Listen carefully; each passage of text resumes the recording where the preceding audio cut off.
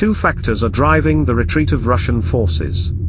First, the successful recent Ukrainian offensives against Russian units in the Kherson region, especially on the banks of the Dnieper. Second, the trap in which many Russian units are trapped to the southwest on the islands that form the river delta, where the Dnieper begins to flow into the Black Sea. Russia is now trying to move large reinforcements of recruits to areas south of the Dnieper in the hope of preventing further advances by Ukrainian forces, which could push their forces to the Black Sea coast and cut them off from the northwestern approaches to the Crimean Peninsula. Many of these recruits are currently stationed in Crimea, in key areas of the Donetsk region, and on the left bank of the Dnieper River. Virtually all of them lack training, suitable clothing, weapons, and other equipment. Consequently, without these resources, they are unfit for duty, as are many other frontline units. When Ukraine continues its offensive, the conscripts will be a huge burden to the Russian command. They will have to deal with deserters ready to surrender or refuse to fight.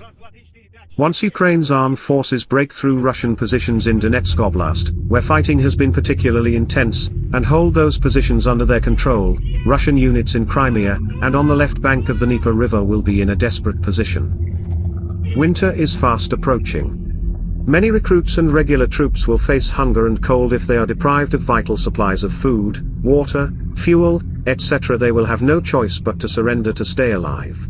The surrender of tens of thousands of Russian soldiers on the Crimean Peninsula, in the Dnieper Basin, and in the Donbass would be a powerful blow to Russia, and to Putin's ego. The strategically important Crimean Peninsula and the naval base in Sevastopol, together with the Russian naval forces stationed there, will return to Ukrainian control.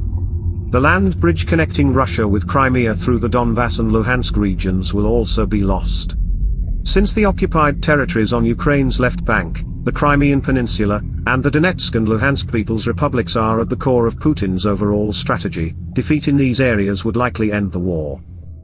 There may soon be a full mobilization in Russia and attempts to push back the Ukrainians with large forces of recruits, but these battles will be bloodier and more intense than anything we have seen in this war so far. And this time Russia will find itself in the position of the losing side.